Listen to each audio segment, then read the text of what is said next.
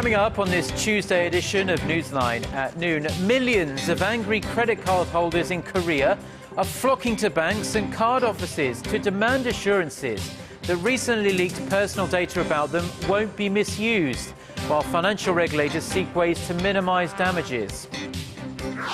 President Park Geun-hye on a state visit to Switzerland seals a number of deals to boost bilateral cooperation in science, information technology, vocational training and medical industries. Plus, the UN rescinds its invitation for Iran to attend this week's Syria peace conference after Tehran, the Syrian president's main ally, refuses to support the previously agreed process to form a Syrian transitional government. These stories and more on Newsline at noon.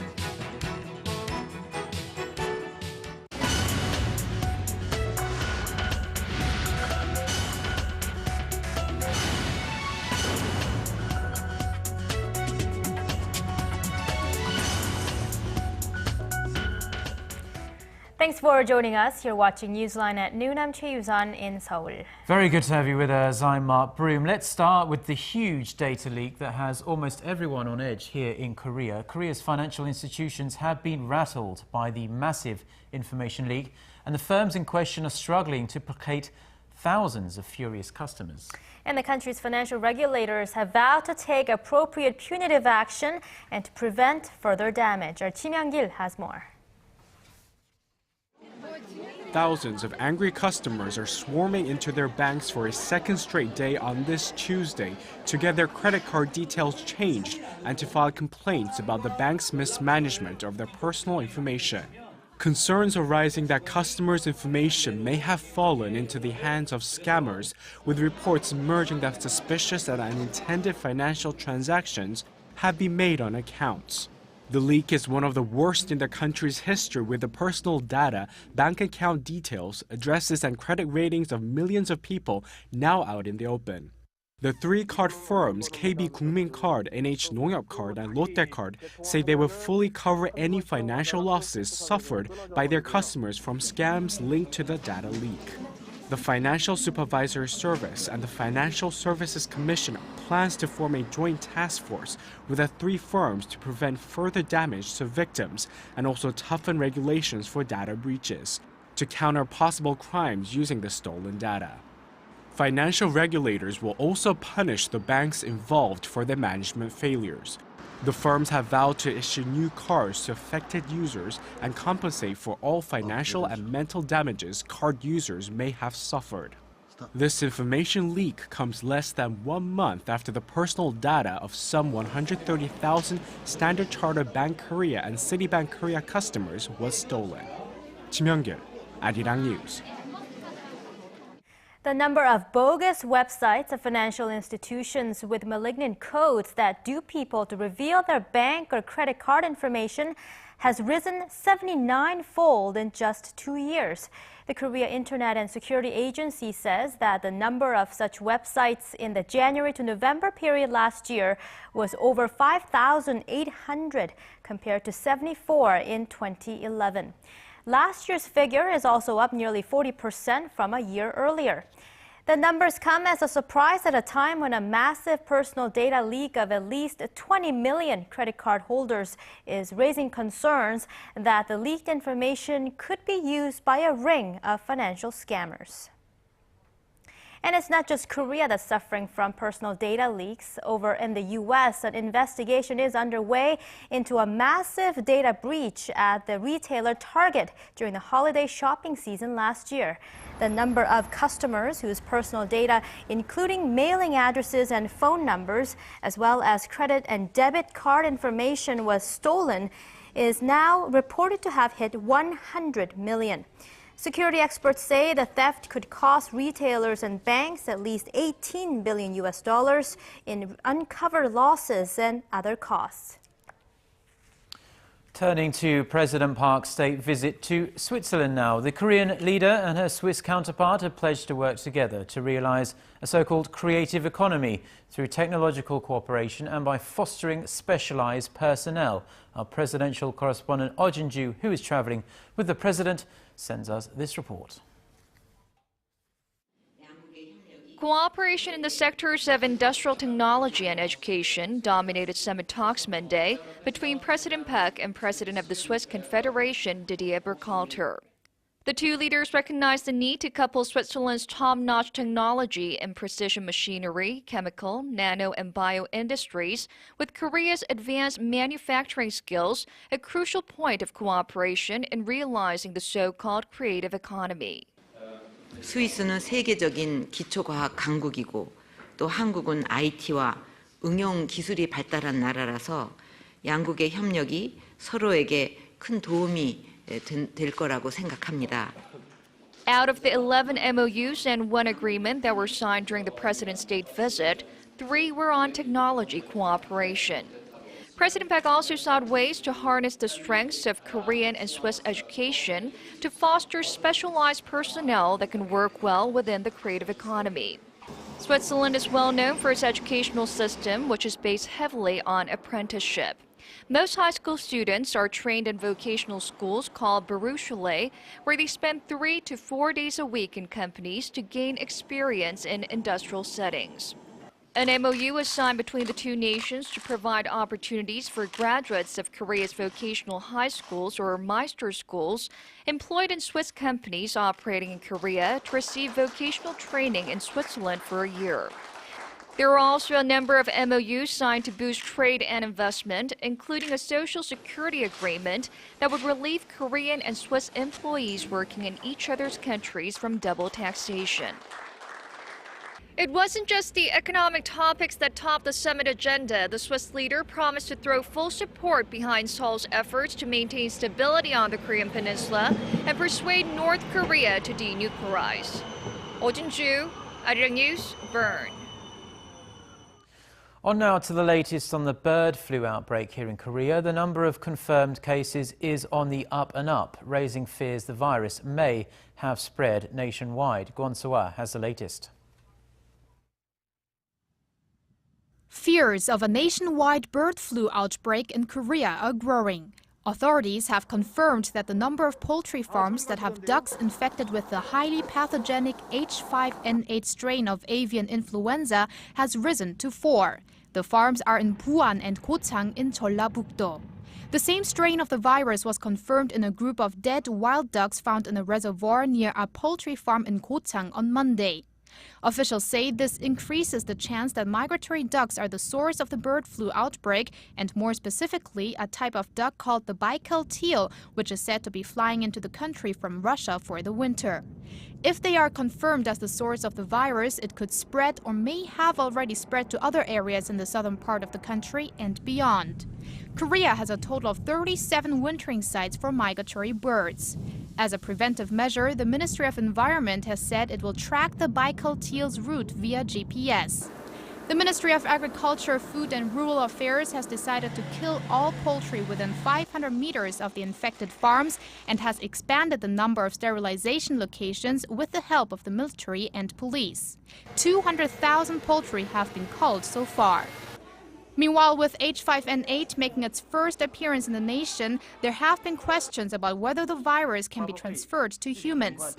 Health authorities say that there has never been a case of H5N8 in humans in the world. Food products are also said to be safe because there is hardly any chance that the infected products have or will enter the market. And even if they do, the virus is destroyed once cooked at 75 degrees Celsius for at least 5 minutes. Nevertheless, sales of poultry products have dropped significantly over the last couple of days. Kwon So-ah, Arirang News. The Korean trade official who was kidnapped in the Libyan capital of Tripoli on Sunday is safe, according to an official from Korea's foreign ministry, although he did not specify how the information was obtained. The official said the government is preparing for anything, but cannot say whether the act was politically motivated.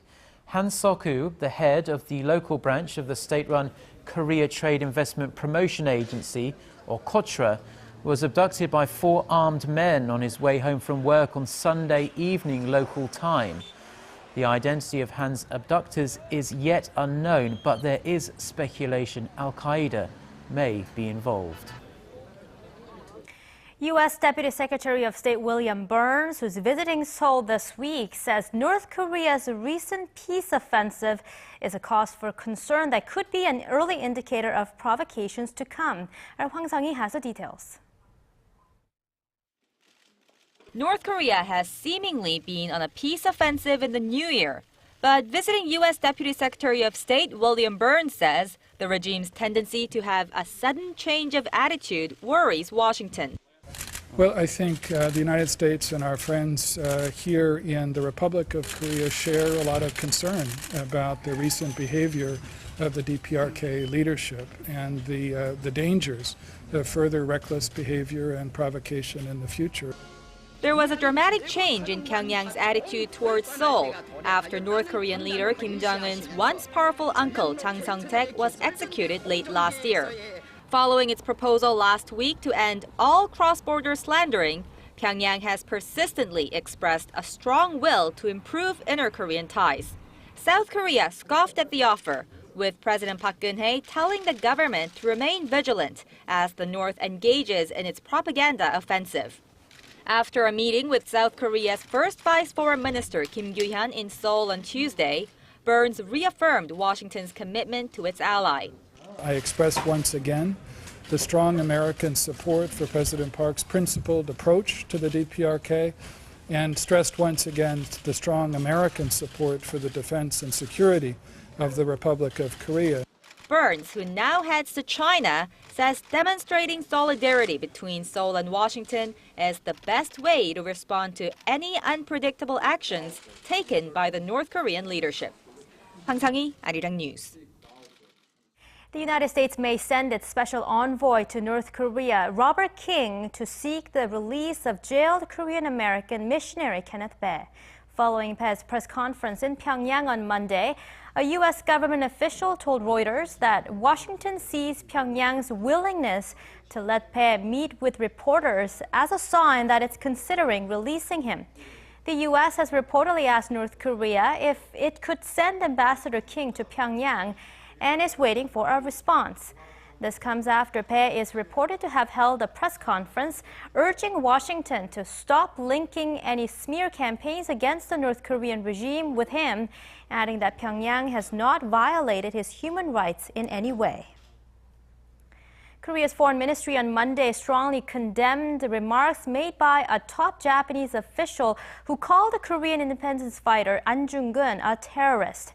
Earlier in the day, Japan's Chief Cabinet Secretary Yoshihide Suga said that An was a terrorist in response to the opening of a memorial hall to honor the Korean hero in the Chinese city of Harbin. The foreign ministry said it was shocking that a person who speaks on behalf of the Japanese government made such ignorant remarks that go against history.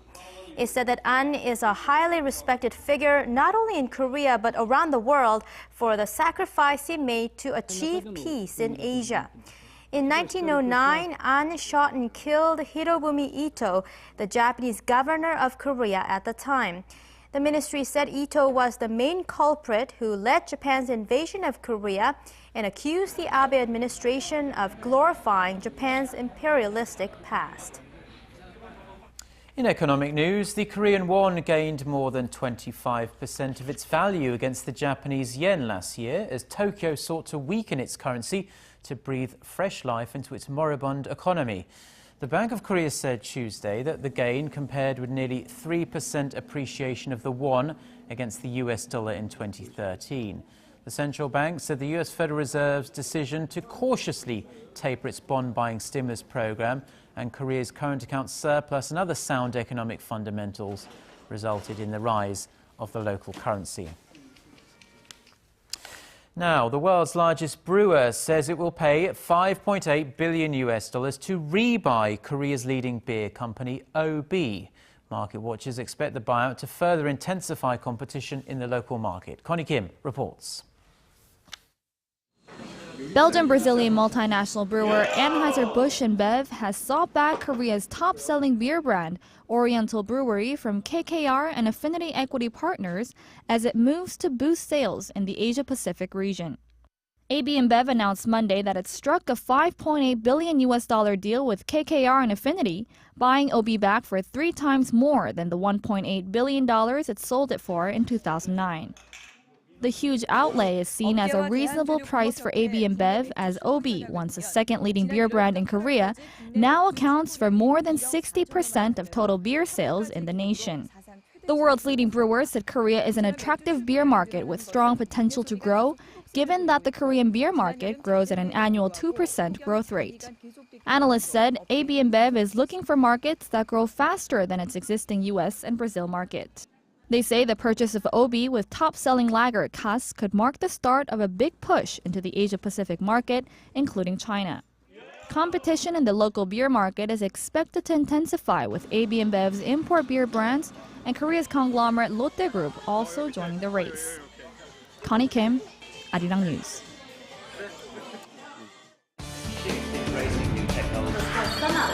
For your fill of Korean and international news. Join Chae Yu-sun and Mark Broom every weekday at lunchtime. Newsline at noon. Plenary session this Wednesday and vote on the government restructuring bills. After days of will they or won't they, the main opposition group in Syria, the Syrian National Coalition, has confirmed it will attend peace talks in Switzerland on Wednesday after the UN withdrew its controversial invitation for Iran to attend. Our Park Ji-won has more. UN Secretary-General Ban Ki-moon withdrew his invitation for Iran to attend the much-anticipated peace talks on Syria, set to begin in Switzerland this week, after Iran refused to accept a 2012 Geneva deal calling for a transitional government for Syria.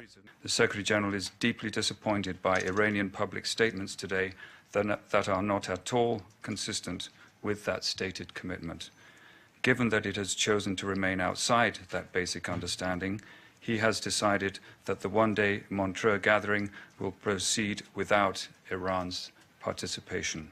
The UN's controversial last-minute decision to invite Iran had threatened to jeopardize the talks before they had even started, as Syria's main opposition group, the Syrian National Coalition, said it would not participate in the talks unless Iran, one of the Assad regime's major backers, was disinvited, and Tehran stopped exerting a military influence over Syria.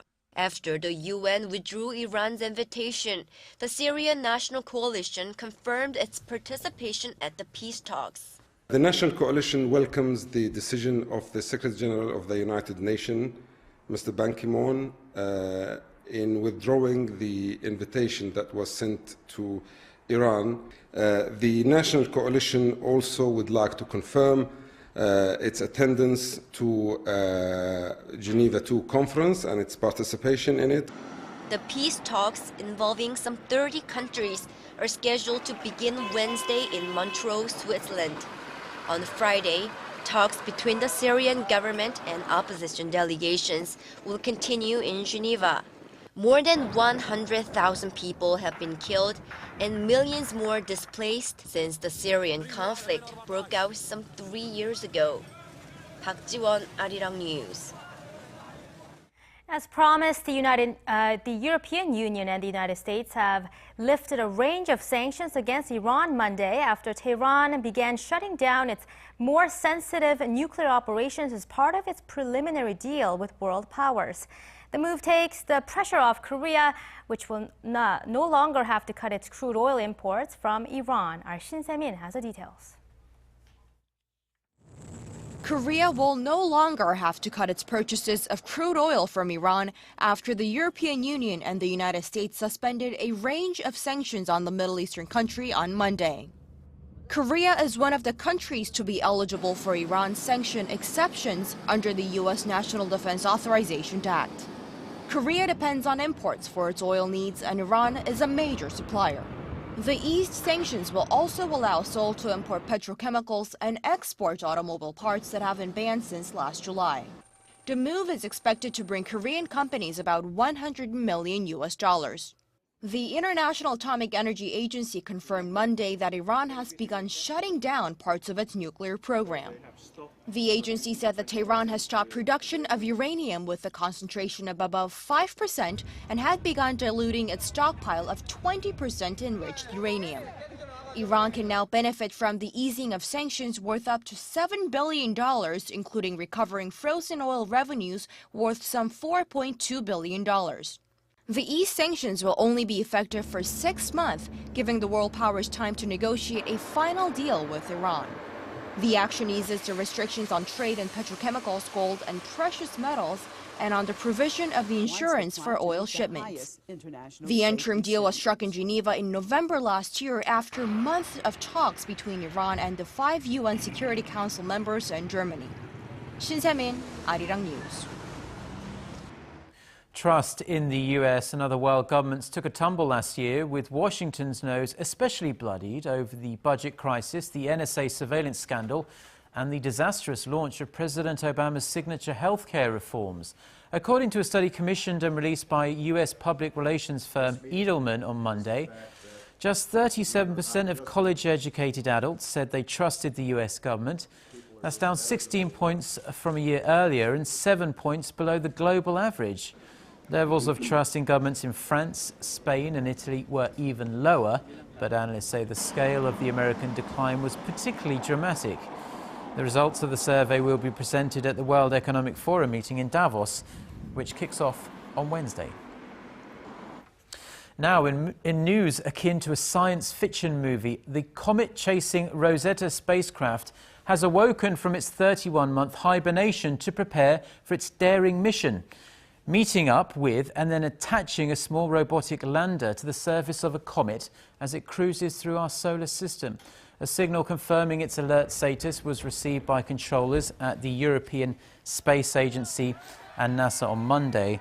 Originally launched in 2004, Rosetta has spent the last decade building up enough speed to reach its ultimate target, Comet 67P Churyumov-Gerasimenko. Rosetta should meet up with that comet in August. Scientists say the mission should offer a unique insight into a comet's behavior and ultimately help them decipher comets' role in the formation of the solar system. And let's now go over to our Jian at the Weather Center for the latest on the weather conditions. Hello there, Jian. Good afternoon, Mark and News. And guys, it's freezing today.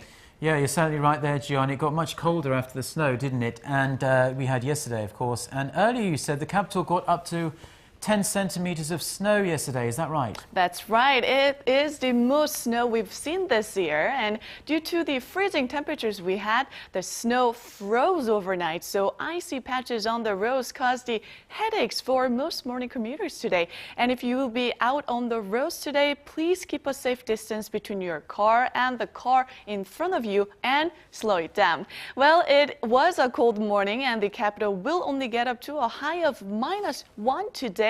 And the whole nation will be 3 to 4 degrees colder than yesterday. But as we go through the day, the clouds will give way to sun, so we can look forward to a much sunnier day today.